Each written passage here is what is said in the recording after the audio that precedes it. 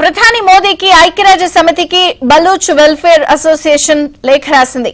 బలూచిస్తాన్ ను స్వతంత్ర దేశంగా గుర్తించాలని విజ్ఞప్తి చేసింది. 70 ఏళ్లుగా బలూచిస్తాన్ ప్రజలను పాక్ అణచివేసిందని లేఖలో తెలిపింది.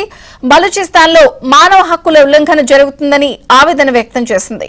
మరోవైపు బలూచ్ ప్రజలు ఇక స్వాతంత్ర్యం పొందే సమయం ఆసన్నమైందంటూ పలువురు ట్వీట్లు చేస్తున్నారు.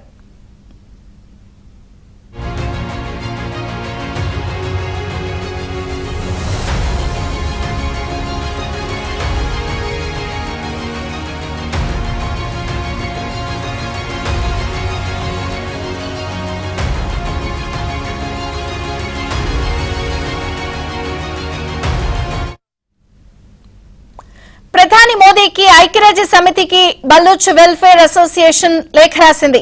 బలూచిస్తాన్ ను స్వతంత్ర దేశంగా గుర్తించాలని విజ్ఞప్తి చేసింది. 70 ఏళ్లుగా బలూచిస్తాన్ ప్రజలను పాక్ అణచివేసిందని లేఖలో తెలిపింది.